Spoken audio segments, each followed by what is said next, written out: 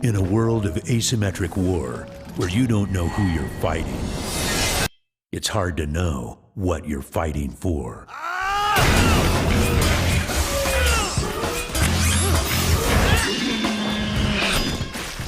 It has been a total of 10 years since Metal Gear Rising: Revengeance released, originally releasing on February 19th, 2013. I actually picked this game up on launch for the 360 a few weeks after getting burned on Aliens Colonial Marines. You'd think I'd have learned not to pick up a game on launch, but I was dumb. And still am. I remember struggling through my first playthrough, but ultimately having a good time, so much so that I ended up grinding the game to the point I beat the game on the hardest difficulty. Yeah, it was hard, but it was such a good game I couldn't put it down and I wanted more of it. 10 years later, and I'm still actively thinking about and going back to this game. And I'm not the only one who's felt this impact. If you follow memes around, you've probably seen Senator Armstrong or heard Nanomachine, son! This game has lived on because the community around the game has just memed the ever-living hell out of all its goofy cutscenes and over-the-top characters, as well as the game, again, being pretty damn good. I'm going to be honest and say Metal Gear Rising is probably up there as one of my favorite games, tied with Nier Automata. Yeah, okay, I have a thing for caked-up cyborgs wearing heels with white hair. Alright, look, no one cares about my fetish. Let's just get this started.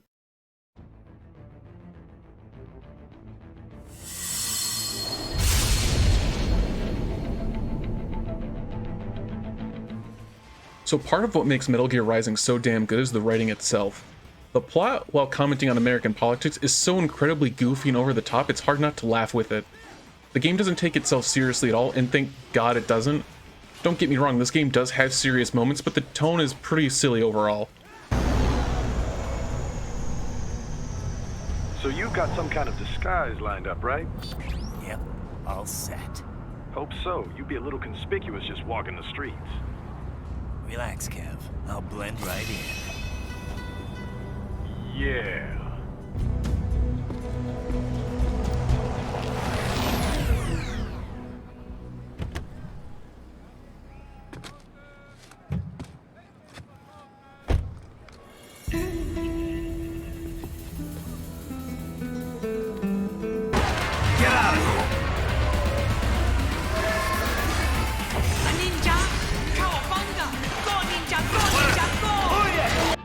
But first, you need to take a dump. Wait, what? A lot of the main political themes of this game center around the United States' war on terror, the war economy and private military industries, the military-industrial complex, the rise of private military companies, exploitation of the poor in Global South, and how the US foreign policy is often reactionary rather than proactive. It's a Metal Gear game after all, so of course it's going to be political. It's pretty damn blunt and hard to miss, honestly. Sundowner is the embodiment of the war economy and PMCs as a whole. George and company were poor kids who were taken advantage of by Desperado and World Marshal. Denver's police force was privatized and heavily militarized, and Armstrong is a he is white, but Armstrong is a right-wing libertarian hellbent on creating a war on terror to get elected to end the military-industrial complex and create a utopia where only the strongest survive and thrive.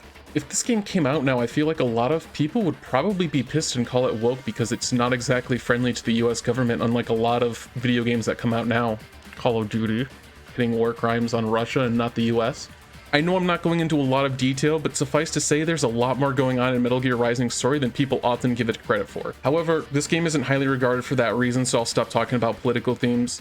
Sorry, I'm an English major, we like themes. If you want a video about Metal Gear Rising's themes, find a smarter YouTuber. Yeah, you thought I was gonna bait you into liking the video.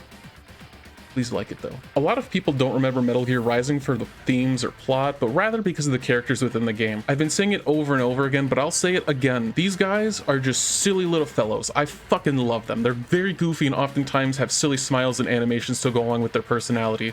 Like this little bit here where Armstrong picks up Raiden and dusts him off in a cartoonish fashion. It is just so ridiculous.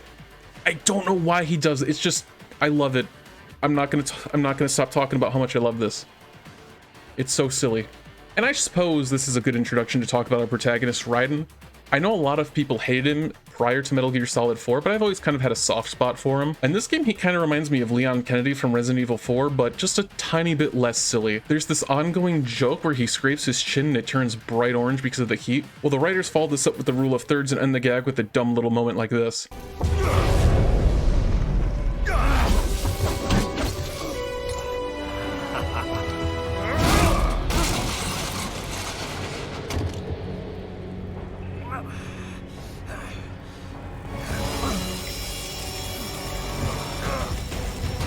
Raiden pulling his chin back gets me every time. He's just so proud of himself for dodging that uppercut, only to immediately get destroyed by Armstrong.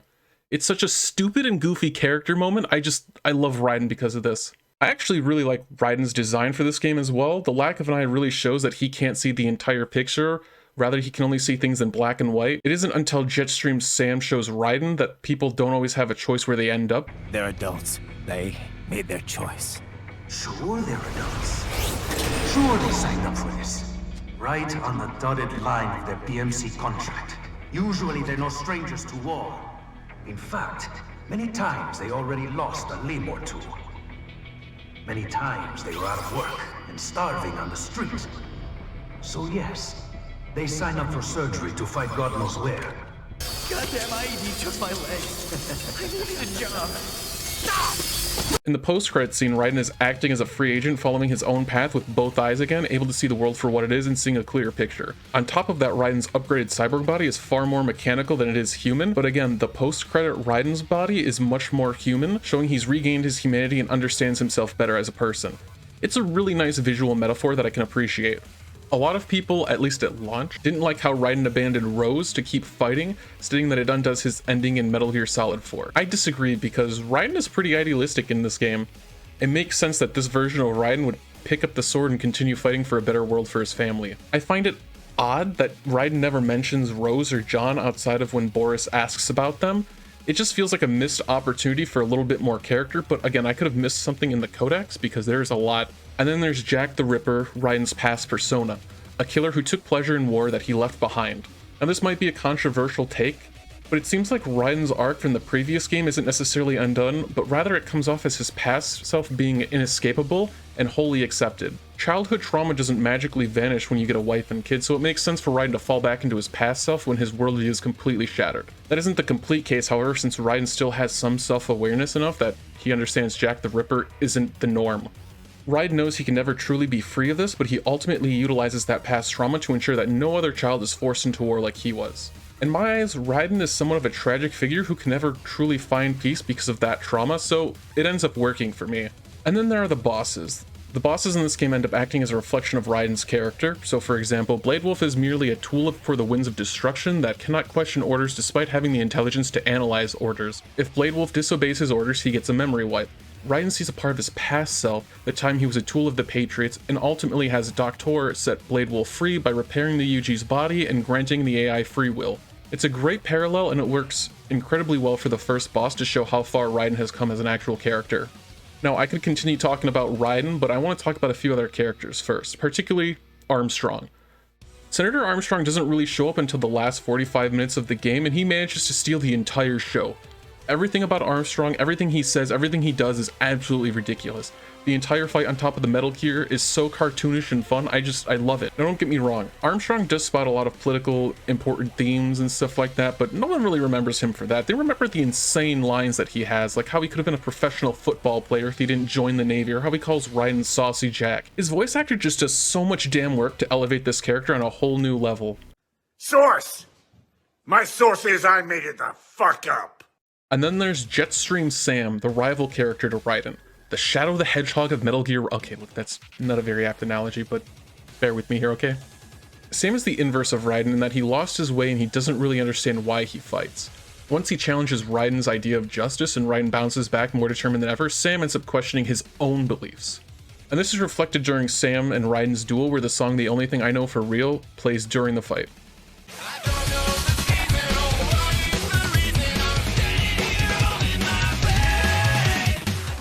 In these two lines, Sam has lost track of time and has no purpose as to why he fights, unlike Raiden, who is fighting to protect the weak and prevent another Jack the Ripper. The song ends with the line,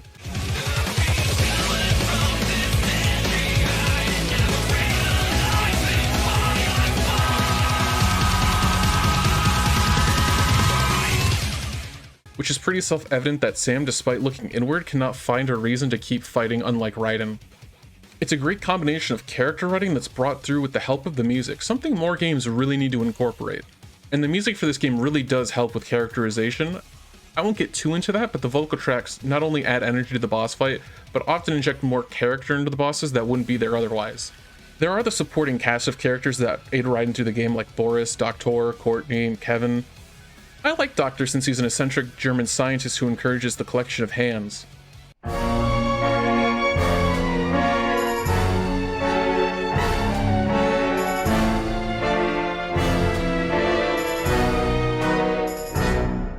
And unlike Boris, Kevin, and Courtney, Doctor is in the front lines with Raiden, piloting a helicopter to evacuate Raiden out of Denver.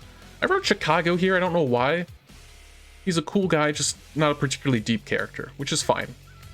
Ultimately, I really think Metal Gear Rising's writing needs a bit more love. Sure, the snappy dialogue and goofy moments make this game really silly and fun, but underneath that there's a little bit more to the wacky veneer to appreciate. I don't really think this game's writing is perfect by any stretch of the imagination, mind you. While I think the over-the-top silliness is great, I think it takes away from more of the serious political messaging that the game actually has to offer. And that seems to be a pretty common trope for a lot of Japanese games, and it may come down to localization and different cultural expectations when it comes to storytelling. This doesn't ruin the game for me, just a minor nitpick. Overall, the game's writing is actually pretty solid and deserves a little bit more love, people. Come on.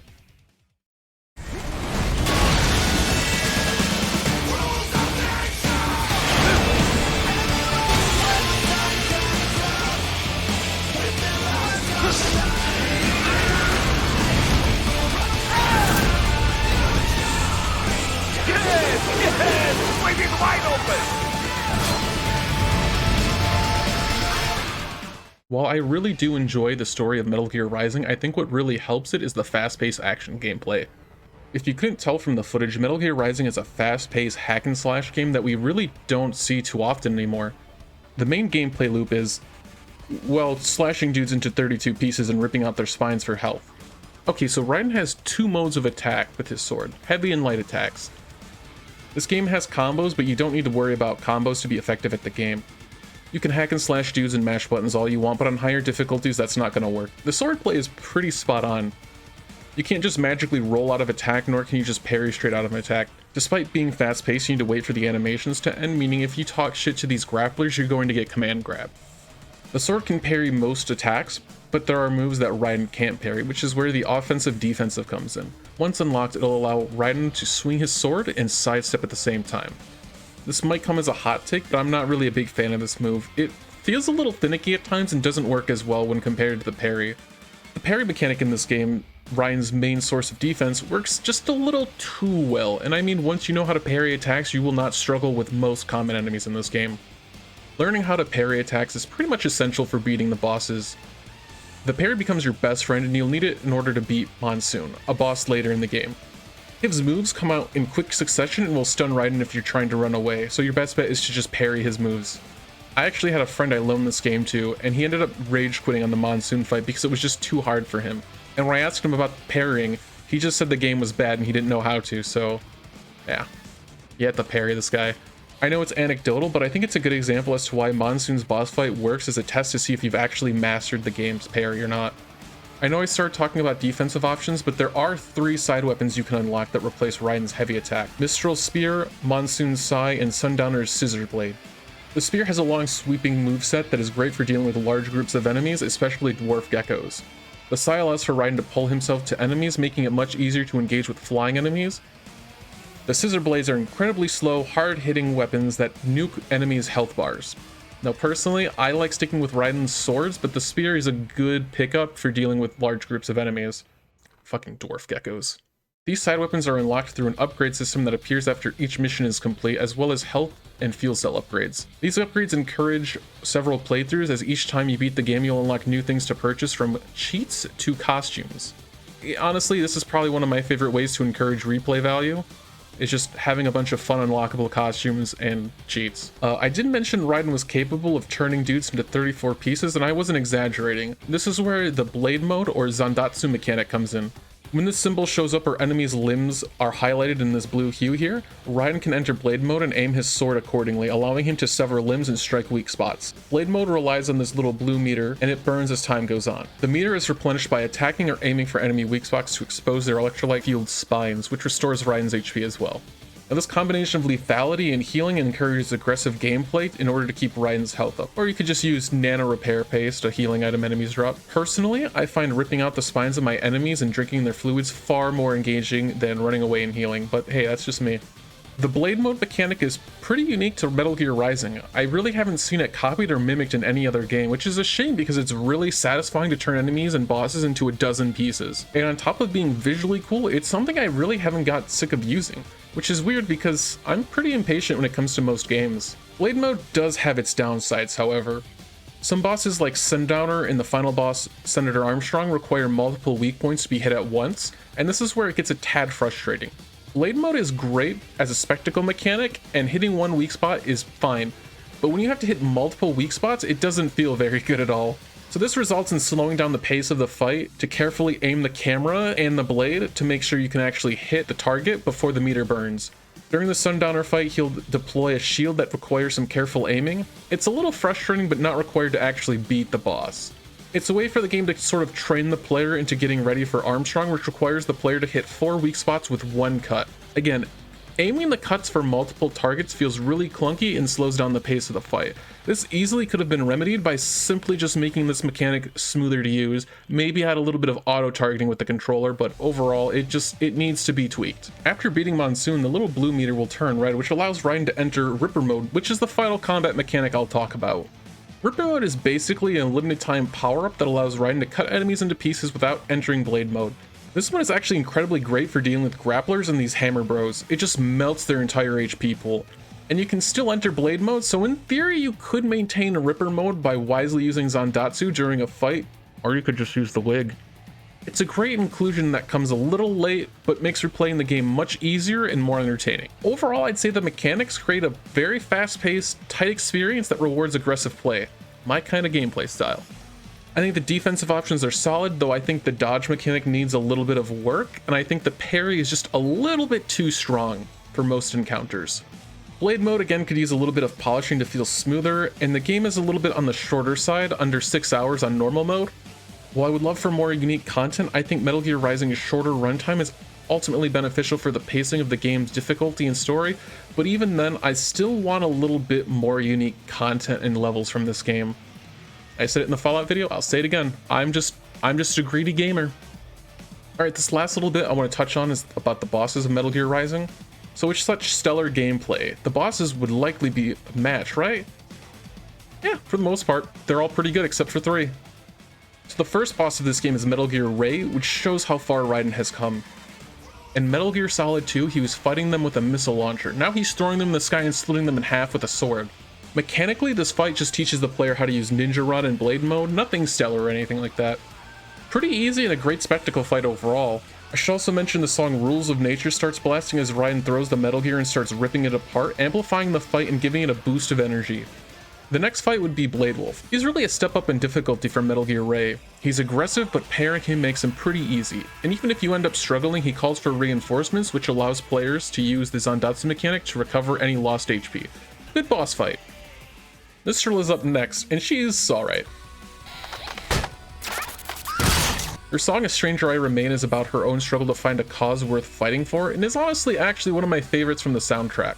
Our fight has these little dwarf geckos show up and attempt to hold you so she can punish you. It's a bit annoying, but that's not a deal breaker. Her boss fight also attempts to train the player with blade mode by having her weapon become a weak point, allowing for you to cut the spear and get some easy damage on her. Pretty okay. Solid spectacle. Next boss is the Grad, a large mech. And honestly, I'm really not a big fan of this boss. It's pretty easy and the homing missiles force you to play less aggressively, and on top of that, the Grad becomes a standard enemy in the following mission and acts the same as it does in this boss fight. If this fight had a little bit more spectacle, it might be more redeemable, but honestly, it's pretty lame. The OST is a remixed version of Rules of Nature, so I guess it has that going for it, but it's pretty lame and not that great overall when looking at all the other boss fights. Monsoon's up next, and he's actually the second hardest boss in the game on the first run. Like I said, if you haven't mastered the parry or learned how to use it, you're gonna have a really bad time. Funnily enough, when Monsoon goes chop chop fruit on your ass, you can actually skip this entire phase by just throwing an EMP grenade. I literally actually just learned this playthrough when I was getting footage. I did not know you could do that. It's actually pretty great. Makes it a lot easier. His song is more about Raiden's emotional state, and this is why I feel like Monsoon kind of got shafted in the character department. He serves his purpose narratively, but I just want more character out of him. Fight's pretty good. Just wish Monsoon had a little bit more character. I mean, I guess he's a wannabe philosopher and meme fodder, but you know, I want more than just memes. The next fight is a duo fight with Mistral and Monsoon, both of their spare bodies. All the spectacle from Mistral's fight is gone, and Monsoon's return is just way too soon. It's not a gank fight, but it just feels like unnecessary padding with nothing going on in the background to actually distract from the reused boss fight. It's just pretty lame overall. Disappointed! The next boss is Sundowner, and again, I touched on this boss just a tiny bit, so I'll try and be brief with his main mechanics. He's pretty slow and has a defensive panel that comes out that you can use blade mode to cut through. Once you break his defense, he becomes more aggressive and a lot easier to deal with, honestly. His moves are so slow that he is incredibly easy to deal with, and he just comes off as a huge chump. His vocal track Red Sun is a glimpse into his worldview. Nature is inherently violent, and humanity ultimately tries to escape that violent cycle but falls into it time and time again. Yada yada, fucking bullshit philosopher meme. Decent fight, but a little too easy for this point in the game, and blade mode needs to be tweaked to feel a little bit better to aim. Up next is Jetstream Sam, the guy who beat Raiden's ass at the start of the game. With everything under our belt, I'd say the Sam fight is pretty solid, and the Old West setting is perfect for this samurai battle. I mean, look, samurai films, Old West films, same genre really. It's a great battle of ideals where Sam is now the one questioning himself and Raiden is full of conviction.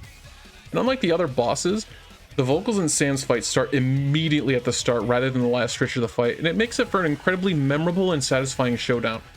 So here's this giant enemy crab. The penultimate boss is Metal Gear Excelsis, and I hate it. The boss relies on you just waiting for an attack, dodging it, and then waiting for its limb to come down and bashing on its limb until its health drops low enough. Mechanically, it's a waiting game that doesn't really utilize any of the skills I've learned throughout the game. Now, I like the song Collective Consciousness, but other than that, I guess you know what? I like the ending of the fight when it ends. Okay, look, this is actually pretty rad. I'm not gonna lie. And now we reach the final boss, Senator Armstrong.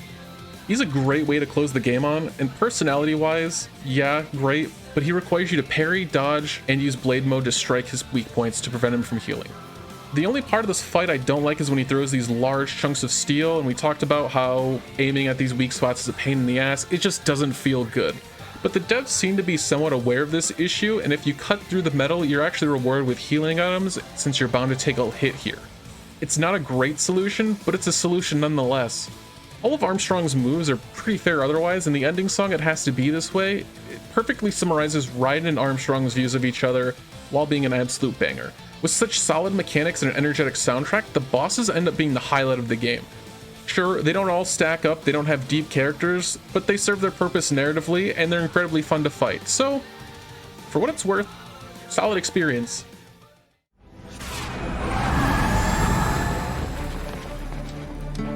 Adios, amigos.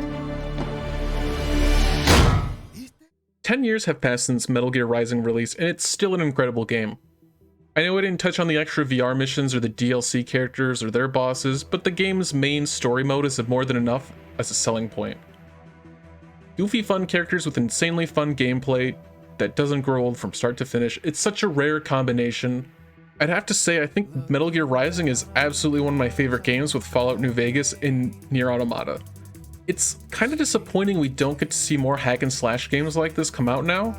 It's a really fun and addictive genre, but it's pretty much dead at this point by major developers who want to chase the slower, more methodical Souls-like gameplay. I like the Souls games, but did John Dark Soul ever pick up a giant robot and throw it and split it in half? Didn't think so. I'm joking, Dark Souls is a great game, just like Metal Gear Rising. Hey, would you look at that? No, seriously though, if you haven't played Metal Gear Rising, I highly recommend you give it a chance. The OST is great, the combat, the writing, it's all rock solid. It goes on sale often. Please pick it up. If you're a console gamer, well, best of luck, buddy. Anyways, what are your thoughts on Metal Gear Rising? Masterpiece? Boring action game? Mid? Somewhere in between? Leave your thoughts in the comment section below. Smash the like button, it's free. Subscribe maybe, stick around for more in the next 6 months. That's hyperbolic. I also stream on this channel as well, so if you want to come and hang out, say hi, do it. I mostly just act like a weirdo and play games and complain. If that interests you at all, I'm not selling my stream very well, I know, but if that interests you, just stop by and say hello. If you have any games you want to talk about on here or stream, I'm more than open to taking suggestions. Either way, hope you guys have a good one. see you next time. Platinum Games, please don't get bought out by Square Enix. Square Enix, you fucking suck. Goodbye.